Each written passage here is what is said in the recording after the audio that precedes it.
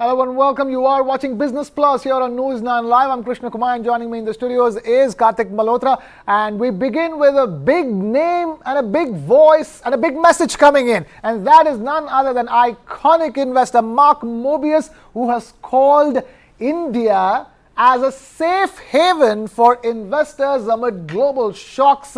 Let's first listen in to what Union Minister Ashwini Vaishnaw had to say, and then we'll continue. There are many compulsive critics in our country. Their only and only job is to criticize the government as and when they wake up, as and when they find an opportunity. Right, let's begin Business Plus with the big story that's breaking as we began the show, and that is the fact that iconic global investor Mr. Mark Mobius has called India as a safe haven for investors at a time when Jefferies has come out with a report talking about a correction. Talk to us, Karthik, what is happening over here? It's very interesting, Krishna, because, India has not really been associated with the safe haven tag for anything. I mean, for whatever right or wrong reasons, over decades, we've seen the US economy, the US Treasury bonds, the US dollar, gold, these have been safe haven investments. And now, a luminary like Mr. Mark Mobius coming out publicly saying that Indian markets are a safe haven for investors is obviously a great sort of deal of confidence being vested again in India. And this is not the first. We've seen Morgan Stanley, we've seen Jefferies, we've seen pretty much any large brokerage, any large analyst, any large house out there which guides investments and pushes investments into multiple geographies, really vesting faith in India. Now, to put it in context, what Mark Mobius is also saying is that if the elections 2024, general elections 2024, vote in the Narendra Modi government again, we could look at an upside of about 25% in Indian markets. I mean, this is Mr. Mark Mobius's words. Please don't, invest in Indian stock markets on our little banter here. You're repeating, disclaimer, good point you're making, Karthik. All that we're talking about is what the great iconic global investor, Mr. Mark Mobius, has said about India and India stock markets. Karthik, please go ahead. So just to put this in context, he's saying we could see an upside of up to 25% in Indian markets if the BJP government is voted back in power. Compare this with what Jefferies had said and Chris Wood had said in his statement, which is pretty much quite the reverse. He's saying that if the general elections were not to bring in the Narendra Modi government back in office, we could see a downside of about 25%. So an upside of 25% versus a downside of 25%. We are looking at a large margin of about 50% on the markets one way or another. So obviously, I mean, before we move on to the Apple story, which, we've been wanting to get into, this was news just coming in. So great to sort of, have this faith in Indian markets sort of, stamped yet again. Yes, faith in Indian market stamped by Mark Mobius, but faith in the Indian market of Apple as a company, continuing, because latest we know is that Apple shipped more units in the last quarter than any other quarter, more than 2.5 million units. But that's another story. But what's happening with Apple, as far as the headlines are concerned, is what's happening with its notifications, the vulnerabilities of those using Apple products. And now the latest is that Apple is set to join the government probe into these notifications, these alert notifications. And even as Apple is set to join this government probe, CERT-In, the Consumer Emergency Response Team of India, the cyber emergency response team of India, had, now we understand, that had sent multiple risk notifications to Apple, and the recent being as recent as October 27th. October 27th, exactly. So that report coming out just yesterday, in fact, a day after the mayhem broke on X with so many, leaders of or members of the parliament, none of them part of the sitting government, receiving threat notifications from Apple. And now we are made to understand that 27th October is when CERT-In, India's nodal agency for fighting cybercrime, had sent a warning to Apple users that there are possibilities of your systems getting hacked into, and had written a notice to Apple as well that, there could be threats. So I think that sort of ties in the whole story, that perhaps the threats that were being triggered by this automated threat notification, there was actually a backstory to it. There was perhaps some intelligence outside of what the algorithm triggers on the fact that there could be certain important dignitaries in India whose devices would be under threat and could be hacked into. So important sort of, message coming in there. And of course, it's good to see the pace with which we are moving with the investigations. I think 30th/31st October around midnight, up until 31st October morning is when we saw, platform X flooded with these threat notifications and screenshots of these by prominent individuals as part of the parliament, being members of the parliament. And therein you saw the same evening Minister Ashwini Vaishnaw had ordered a probe. In fact, yesterday, 1st of November, we finally saw a formal announcement for that probe being made and seeking Apple's sort of participation in making sure that the probe, the investigation goes on accurately. And today we have CERT confirming that yes, the investigation has started, and Apple is seemingly going to participate in that investigation. But I think just to bring everything back in perspective, it is absolutely important, necessary that the state-sponsored attackers, which was loosely defined by Apple, needs a slightly more conclusive definition, and I think some clear identification of if it was state-sponsored, with state, which individuals particularly, going ahead with these attacks which triggered the threat notification. And if it is not a state-sponsored attack, then again some clarification on why the system, why the algorithm triggers certain messages which are as blatant as saying that, perhaps you are under attack because of who you are or what you do. So I think but the fact of the matter is that, political messaging there. At this stage, Karthik, there's so many people, they say the same thing, that not everybody is getting those messages. Very specific people are getting those messages. I want to know more, but before that, I thought we should just quickly get a check-in of what Union Minister Ashwini Vaishnaw had to say. Then we'll continue our conversation. Let's listen to what Union Minister Ashwini Vaishnaw had to say. There are many compulsive critics in our country. Their only job is to criticize the government as and when they wake up, as and when they find an opportunity. You must have all seen the advisory issued by Apple. This is a vague advisory. It is based on certain estimations that they have done. Apple has already clarified that their system is, their encryption system is of highest possible order. They have also clarified and issued a statement saying that this kind of advisory has been issued in 150 countries. Like 150 countries. 150 countries. This, of course, is the bite which, which got released 2 days back, in fact, 31st of October, when everybody was still seeking clarity. We actually still are seeking clarity, but this was the minister, I think more of a political narrative there that, don't jump at any given opportunity to criticize the government and assume that when a threat notification says that it is state sponsored, it is the state in power in India which has done this snooping sort of adventure, for lack of any other word. But I think, of course, so it's a developing story, Krishna. We will hope that some sort of a clarification, some sort of a finality to whatever findings jointly between CERT-In, the nodal agency, and Apple come to some sort of a very, very conclusive identification of what triggered these threat notifications, why were these threat notifications deemed as state-sponsored, and if there is any merit in state sponsorship, then really being able to identify and take names of the state or the people who have been responsible for perpetrating these attacks or the so-called attempts to attack and hack into accessing personal information of certain important people in this country. Right, and this whole thing, Karthik, reminds me of, are we looking at a situation where it's going to be the way it was between WhatsApp versus the Indian government, and this is, in a sense, seemed similar, but the fact of the matter is, the difference here is that here it's about a notification. It's about making sure that hacking, that attacking, that invasion of privacy doesn't happen and got prevented. This is a process about how that process and why, they say that once CERT-In sends you these risk notifications, the company in question is supposed to let the government know within 6 hours it is that their devices are vulnerable. So now the doubts are, what did Apple do once they got those CERT-In notifications? which have been coming in 28 risk notifications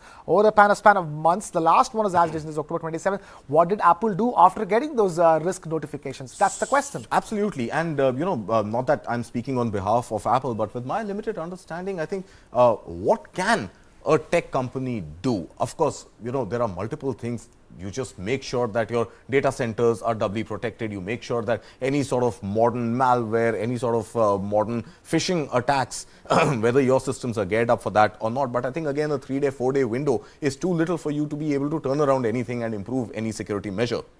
Remember also, we are talking about a global company. We are in fact talking about the world's largest company called Apple, right? It's the world's largest, most valued company ever. Yes. Now, I think it is absolutely in the interest of Apple to partake in this government, probe, in this government-ordered investigation, because Apple has a lot at stake if things were not to go right with Apple doing business in India. I mean, look at the numbers. Apple is likely to close this year with a $10 billion revenue from India. And this is not just what they're selling in India, but what they're making in India and selling to the rest of the world. Now, Apple has also surpassed Samsung and has become the largest smartphone exporter of India-made iPhones. In fact, 49%, almost 1 in every 2 iPhones, smartphones which are exported out of India happen to be Apple. And then, of course, add to that all the manufacturing which is moving from China to India, and more investments being made by Apple in India, not just in a bid to service the Indian consumer class who want to buy the Apple products, but also becoming a factory of the world to sell India-made Apple products to the rest of the world. There's a lot at stake for Apple to make sure that it does the inquiry, the investigation, and takes part in the probe, and opens all its cards, all its books, and perhaps all its algorithms for CERT-In, for government of India and every citizen of India to be satisfied with what Apple has done in this investigation. As I was listening to you, Karthik, I was just trying to recollect the numbers that Apple is doing in India. For all those who are looking at the Apple iPhone 15 not creating enough of a buzz, many are wondering whether to buy the iPhone 15 or not. Maybe it's going to be a little thunda this time around. Heck, Apple is nearing $10 billion in revenue from India for the current year. It has shipped 2.5 million units just for the last quarter. And we say $10 billion, we're talking about 50,000 crore rupees worth of revenues from India alone. It's incredible the kind of sales that Apple does. And my point here is that I like these numbers as much as the Make in India numbers, because these numbers talk about the importance, what this means to Apple, and how the levels of importance of Apple, the money. Once upon a time, India was like a new world market that they were just like exploring, and as long as they have a presence, emerging market. Let's see, maybe we can do some business here. Yeah, maybe we can sell some phones here. Now it looks like, we are going to form an important part of Apple's overall revenue pie, and that is going to be very important. And that's the reason why Apple is probably even hurrying up and being more proactive in wanting to deal with all the queries coming in from the Indian government. But as Karthik was pointing out, we are in the early stages, in the developing stages of the story. We will be keeping our eyes on what is happening with Apple and the Indian government here on Business Plus going forward. But for now, we move from one big tech company to another, from Apple to YouTube, which is expanding its initiatives to combat the use of ad blockers on its platform. It launched a global campaign to encourage users to either enable ads or subscribe to its premium plan. And consequently, people who are not disabling ad blockers on the platform are getting video playback ban warnings. Karthik, break this down for us. How does this work? How do you block the ad blockers, and what does it mean for us as the viewers? So, Krishna, I mean, if you remember back in the day, Internet Explorer, when we would use, or even the Chrome browser that we use, every time there is something which is trying to pop open as an advertisement, there's something called a pop blocker. Pop-up blocker. Pop-up blocker. So, a pop-up blocker basically blocks your pop-up ads, and pop-up ads were a great source of revenue, because that was the most creative, most innovative way of serving ads by Internet Explorer. And that sort of, became, pop-up blocker became something which could allow users to prevent those ads from showing up. So, to keep your user experience seamless, and the fact that, you don't want to get distracted, search for a cross button, close it, etc. So, pop-up blockers was a great way to do that. Cut to 2022, 2023, you also have, because YouTube consumption is so high and the number of user-generated videos out there, professionally generated videos out there, and the number of people actually out there watching YouTube, it's a huge number, 2.7 billion people, 2.7 billion people, which is almost twice of India's population.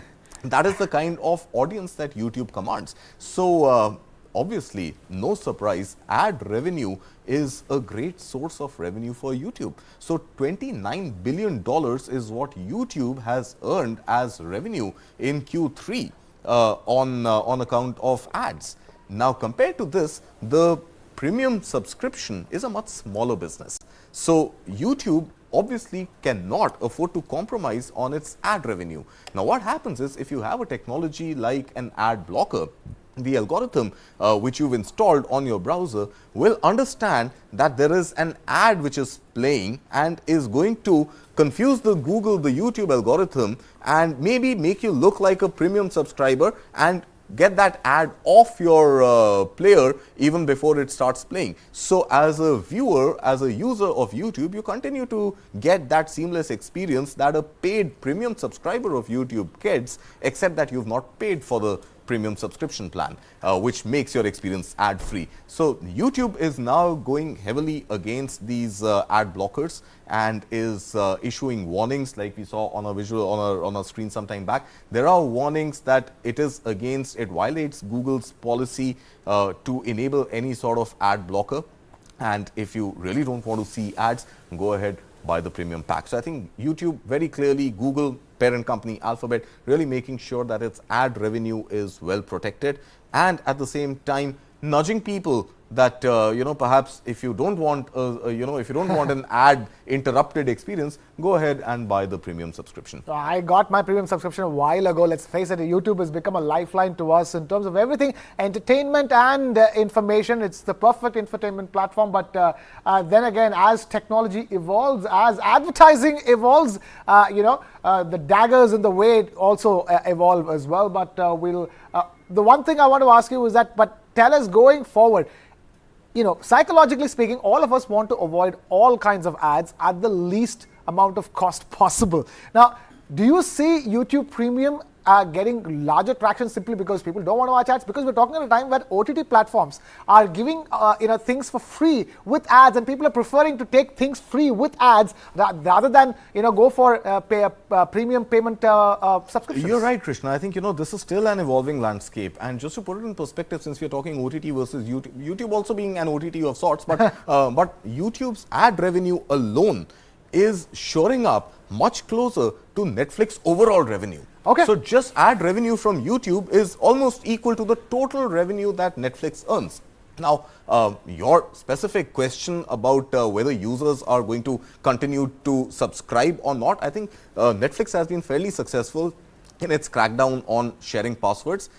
If there are more and more people migrating towards YouTube's premium ad-free service, we will see more password sharing. We will see people trying to circumvent that, and we will see YouTube also going heavily against those who are sharing their password. Clearly, because Netflix has shown the way. Apparently, Disney Hotstar wants to follow suit as well. So why not YouTube? But before we wrap things up on this edition of Business Plus, there's a very important piece of news that we want to give you. India is leading the way as far as philanthropy and donations are concerned. India's top 10 philanthropists donated a whopping 5,806 crore rupees for financial year 23, as according to Hurun, India's philanthropy list for the year 2023. HCL Tech's founder Shiv Nadar retained the country's most generous title for the third time in 5 years, and that's because he donated more than 2,000 crore rupees himself, and that would translate into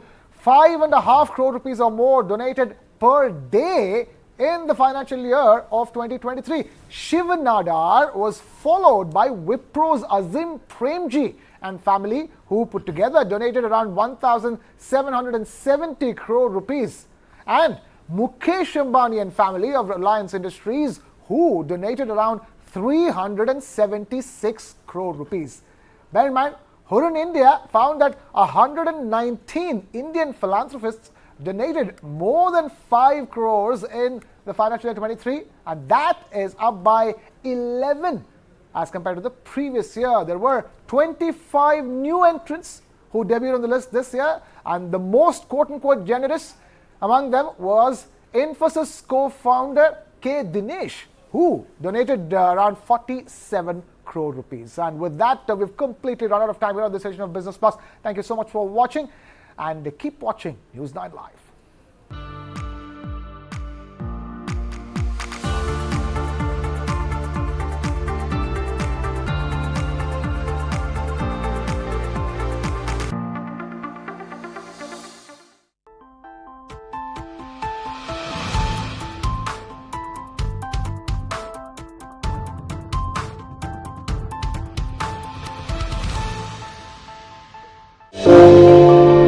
They picked my husband.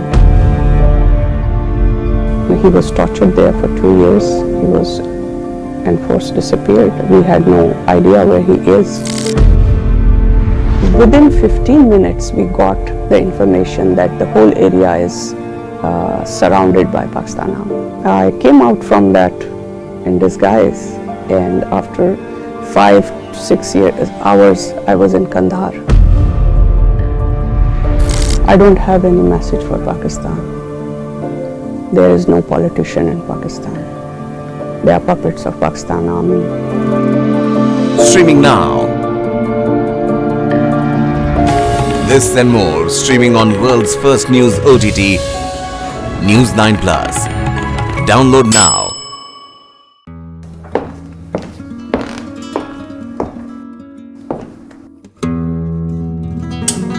Hello everyone, Namaskar. I'm music composer Ricky Cage,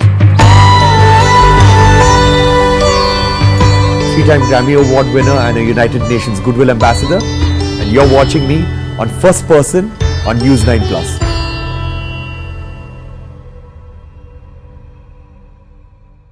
This and more streaming now on the world's first news OTT, News9 Plus. Download now. China won't let us rest easy on our borders, but they will keep flooding our markets. What does Xi Jinping really want? I think he wants the Indian market, no doubt about it. It's really a matter of showing their dominance. India's great Chinese conundrum. Nobody can contain it. Not the United States, not China, not anybody else. Frenemies. This and more streaming on the world's first news OTT, News9 Plus. Download now.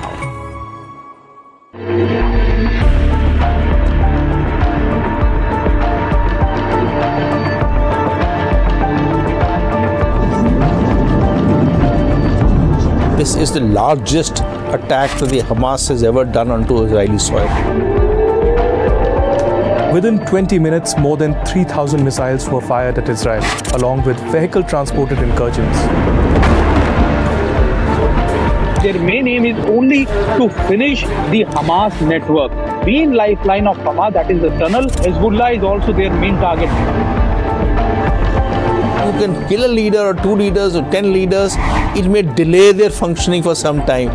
Most of the Hamas leadership who have been mastermind of all these things. And last 10 years, $1 billion has gone into, brought in by this leader which sits in there. So every leader has its own role to perform.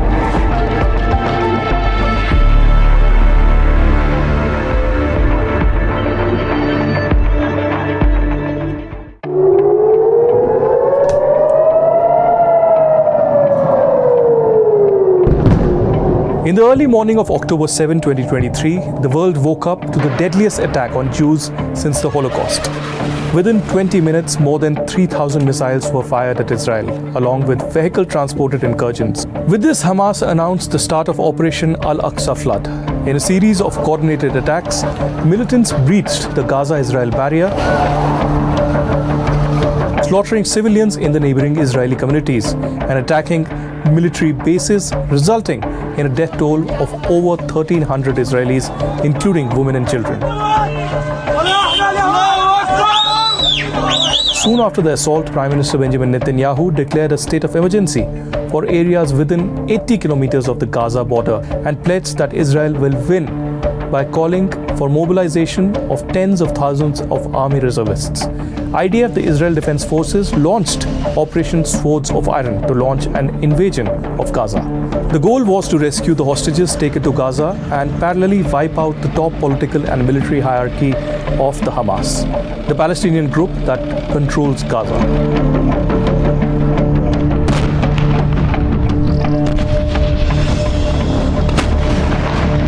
Their main aim is only to finish the Hamas network. Initially, they will destroy the main lifeline of Hamas, that is the tunnel services. They are the tunnel because once they destroy all these things, then it's very easy to make them not to operate in all these northern areas. Then they will go behind the top leadership. Most probably, most of the Hamas leadership who have been mastermind of all these things might be escaped or might be in the different in the other parts of the world. To find out who is Hamas and who's not Hamas is difficult. And also the Hamas is melted in the population across there. The population is not anti-Hamas. 56 or 60% in last voting supported Hamas as an organization. To say that the population will give out information that this fellow is Hamas and you can come and kill him, that is not simple. So you can kill a leader or 2 leaders or 10 leaders, it may delay their functioning for some time. The efficiency may be lost for some time, but finally another fellow will be thrown up and that fellow will take charge of the same situation and carry it out. How many people can you keep assassinating, saying that you kill leaders? It's not so simple proposition. As of today, the IDF has successfully neutralized 2 of Hamas's top military leadership and is determined to go after all of them one by one, starting from Mahmoud al-Zahar, also known as al-Zahar, a Palestinian politician and co-founder of Hamas. Believed to be about 60 years old, Zahar was close to Hamas founder Ahmed Yassin and has also served as foreign minister in the Hamas-dominated Palestinian Authority government.